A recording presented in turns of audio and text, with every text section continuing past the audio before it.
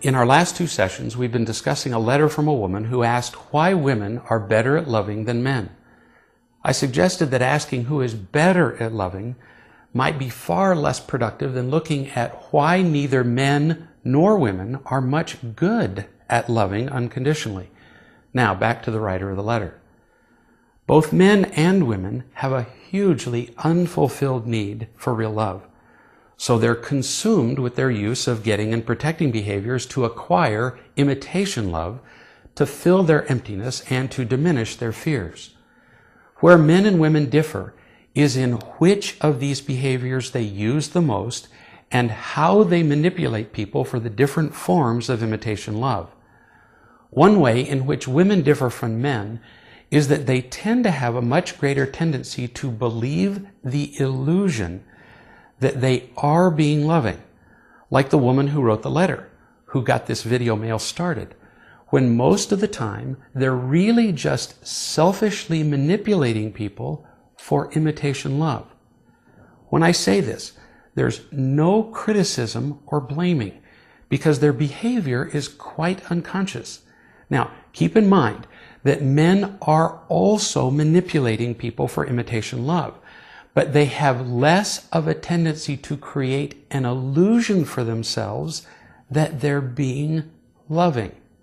We can begin to illustrate what I'm saying here by looking at an interaction I had with a woman named Charlene, who came to see me about her husband, Carl.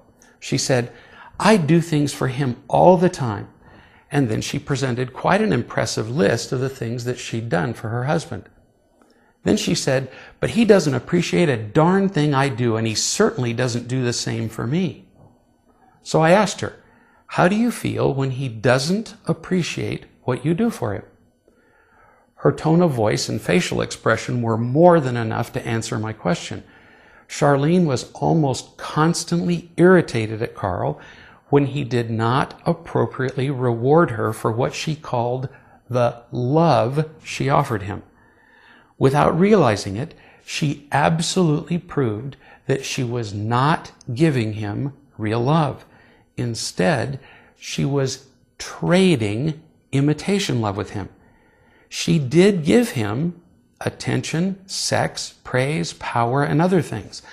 But in return, she expected praise, acceptance, time, power, gratitude, and other forms of imitation love.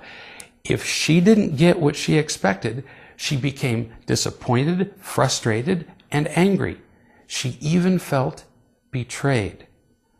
When your partner doesn't do what you want and you feel disappointment or anger, it's not possible to claim that you are unconditionally caring for that person's happiness, which is the definition of real love.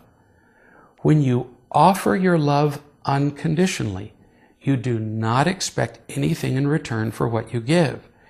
If you do expect anything in return, essentially you're expecting to be paid, and you prove your expectations whenever you feel disappointment or irritation. This scene between Charlene and Carl is very typical of those seen millions of times a day all over the world between men and women. In our next session, we'll talk about how it relates to the belief that women often have that they are more loving than men.